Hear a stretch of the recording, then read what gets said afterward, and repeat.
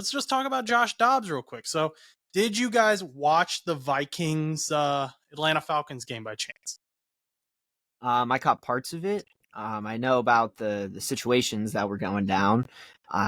Their backup quarterback for the Minnesota Vikings, who I don't know the name of actually at this very moment in time because he got hurt so quickly that I didn't have even a chance to even really get to do too much research on him. So sorry, Vikings fans, and sorry to that quarterback. What was his name, Joshua? So, Jaron Hall, he is Yes. a rookie out of BYU. He actually used to back up Zach Wilson when they were at BYU together. Oh, that's a fun fact. He's a fifth round pick. He did have an injury history though with concussions. So I mentioned in my video about him that I put out, hey, this guy might get injured. And like less than a quarter into the game, he got injured. Josh Dobbs, who was just traded for, gets brought in. Josh Dobbs didn't even know the players' names, who he was playing with. They didn't know his cadence. They went over cadence on the sideline. They didn't know the plays. Kevin O'Connell was telling him what the plays were going to be in his headset. This is just a phenomenal thing for a quarterback to do. I don't think people realize how insane this is. He's a smart guy, though. I mean, Josh Dobbs, they said it when he was in Pittsburgh when they drafted him. He's a very intelligent man. Like, he is able to pick things up very quickly. And that's why I just never really understood why. I mean, obviously, the reason the Steelers didn't really give him a chance was because Ben was starting and Dobbs was the backup.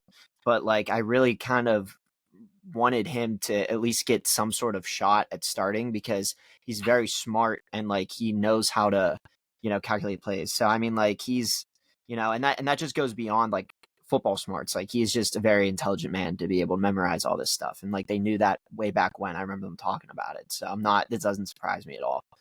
He's an actual rocket scientist. He has an astrophysics degree. Yeah, he's crazy intelligent. Yeah. Stan, didn't you used to play on the line in high school a little bit? Did you do that? Or am I making that up in my head? I never played high school, no. Oh, I thought you played. I had you as an offensive lineman in my head, man. I was like, Stan the Jet fan, the big wit wannabe. But nope. Anyway, I was gonna have you say that seems like it would be so difficult for the offensive line to get those cadences right, to understand what's going on. Because I mean, a lot of that is timing, and to just have a new quarterback who you've never met before, don't even really know anything about, come in and play the game and then win, that's insane. So props to Josh Dobbs for that. No, I agree. No, go ahead, Stan. I felt kind of betrayed by you, Josh. Myself, I was with Dom, another guy and a few other friends, and we watched the video you sent us with Jaron Hall's info and all those other guys right before the game, and I was like, I'm going to be able to recognize this guy. I'm going to know what's going on in the field, and then all of a sudden he goes out. And Joshua Dobbs comes in. I mean, Dobbs did a fantastic job. I only saw parts of that game, as I think both of you did as well. But he did an awesome job. I wish you talked more about him a little bit, and maybe in that video got a little more info on him. But I knew he was with Arizona. I've seen some of his plays. I had a good idea of who he was. But the way he presented himself to the Minnesota fandom is probably one of the craziest stories we're going to see this year from a quarterback, from a young guy like him. I mean, I'm going to remember the plays I saw from him. I'm going to remember the video he shot after the game, presenting himself to the fans for the first time. So great game, great story. Really loved it. And he did it without Justin Jefferson. KJ Osborne got hurt. Cam Akers tore his ACL during the game, and he's out for the rest of the season. So it wasn't even like we just plugged a guy in and we had a great offense around him. No, he was playing with some backups too. It was just a phenomenal display by Josh Dobbs. He had a rushing touchdown, a few really big rushes in key moments. He had to make a comeback win as well. I just was amazed by the performance he put on. I don't know what Minnesota's going to do at the quarterback position, though, now, because Kirk Cousins is out for the season. Jaron Hall is probably out for a little bit. Cam Akers was their emergency quarterback, so he's out for the season now. I mean, what did you do? Does Carson Wentz finally get a starting spot? I mean, I don't think it'll be a starting. Like he'll probably get a certified backup position, but I don't know if it would necessarily be ever anywhere close to starting. Like after that, after what Joshua Dobbs showed us this weekend, there's no way that Carson Wentz is going to get signed and he's going to start over Dobbs. Like he might at some point if Dobbs starts folding or something like that. But I mean, for now, like when it comes to the quarterback situation, I think what the Vikings are going to end up doing is obviously, with Hall being hurt, they're going to have to start Joshua Dobbs going into their next game.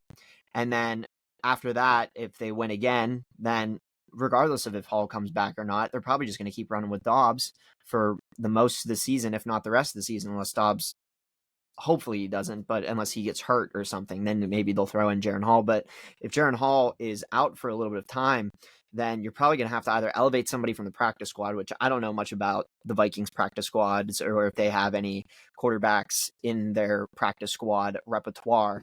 But nonetheless, they're going to have to get a backup quarterback for at least 1 week, 2 weeks, or however long Hall's out for. But I don't think it's a very big situation here when it comes to the quarterback room. Like I really don't. Here's the best.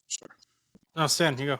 I was going to say, I think the best thing about Dobbs is because he's so young, he's not coming to your team with all these bad habits he picked up in the past. You can mold him. You could turn him into the ideal Vikings quarterback. So I think they should stick to Dobbs because he's so young, because he has so much potential in the horizon. And he showed that with barely any practice, with barely any preparation, that he was able to win a game for the Vikings. And it was a beautiful game. So when you have a guy performing like that, who is as young as Dobbs is, I think you have to stick with him. Yeah, I'd agree. And I think Josh Dobbs wants to stick around for a little bit too, get to know people's names, because he's been on 3 teams in this calendar year. He was with the Titans, the Cardinals, and now he's with the Vikings. And so I think he's probably tired of moving. He's probably tired of the U-Haul rentals. He just wants to hang out where he's at, get some wins. And honestly, with Justin Jefferson, I believe now eligible to come off IR, it sounds like we're still going to be waiting a little bit longer for that. But to have him kind of making his way back, this could be an exciting little game that we could get. We could probably see more Ty Chandler action. Got to plug him whenever we're talking about the Vikings. Now that Cam Akers is out, they were using him a little bit in the receiving game, but I still think Ty Chandler's got that potential, and he's not getting hyped up as much as he should be. And then Alexander Madison's over here being inconsistent, and we need consistency for the Vikings running backs after Dalvin Cook has departed and joined the Jets and has yet to do really anything for the Jets either. So I really didn't. You weren't impressed by Dalvin Cook's performance? Not for the Jets, no. I mean, I've been impressed with his performances in Minnesota, but and then I really thought Alexander Madison was going to be that guy. Because, you think about it, like every time that Dalvin Cook would go down, because Dalvin Cook would have like 18 projected fantasy points every week. And he would always do like 150 rushing yards, touchdown, maybe, whatever. And then every time Dalvin Cook would go down, Alexander Madison would just be there in the waiver wire, projected the same amount of points. Everybody would scramble to go get him. And then next thing you know, this dude would have the same amount of points that Dalvin Cook did. And now you would think that he would go into that role, like as for Dalvin Cook, and be like cooking. But instead, he's not cooking up anything. It's like very inconsistent. And it's like, all right, well, one day it's like a 5-course meal and he gets you, a bunch of yards receiving, or he's doing well. And then the other days he's making you freaking burnt steak. Like, I don't really understand what's happening. But that's why, I mean, when it comes to Ty Chandler, though, I mean, I really think that we really, the inconsistency bothers me there when it comes to that position. But I think maybe Ty Chandler should be elevated a little bit more with the Cam Akers injury. But I'm not a Vikings coach. I'm not a Vikings rep, so I have no idea what they're going to do. But we'll see. All I know is that Dobbs, he's that guy right now. Thanks for watching that video, guys. If you want to check out a most recent full episode of No Buts About It, that's going to be right over here. Yeah, right there. Check that out. And if you just want to see more short clips, we're going to have one right over here for you to watch. Check out No Buts About It on Spotify, Apple Podcasts, anywhere you listen to podcasts, so you can listen to us on the go. Once again, have a great day and go do something nice for someone.